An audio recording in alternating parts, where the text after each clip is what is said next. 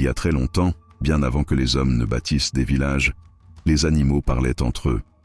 Et parmi eux vivait Iana, la première des hyènes. Belle, vive et rusée, elle avait un défaut. Elle ne savait jamais se contenter. Chaque fois qu'elle voyait un animal heureux, elle voulait sa chance. Chaque fois qu'un autre trouvait de la nourriture, elle voulait sa part, même si elle n'avait rien fait pour la mériter. Un jour, alors que le soleil se couchait derrière la savane dorée, le Créateur réunit tous les animaux. Il leur dit : « Demain je descendrai au grand rocher du ciel. Chacun pourra me demander un don unique, mais attention, celui qui me mentira ne parlera plus jamais avec les dieux. » Les animaux se regardèrent, impatients. Le lion rêvait de force. L'aigle voulait la vue perçante. La gazelle souhaitait la vitesse. Et Iana, elle voulait tout.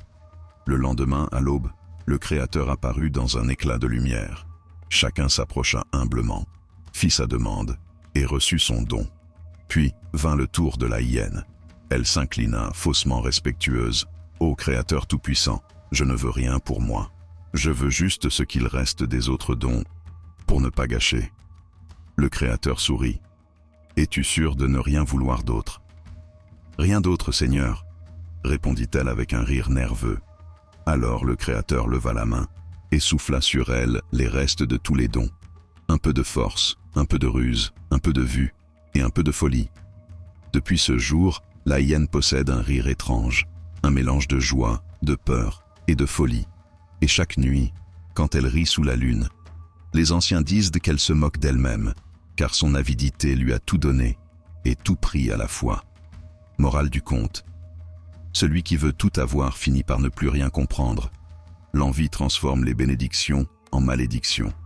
Et toi, crois-tu que la hyène rit parce qu'elle est maudite ou parce qu'elle se souvient? Dis-moi ton avis dans les commentaires.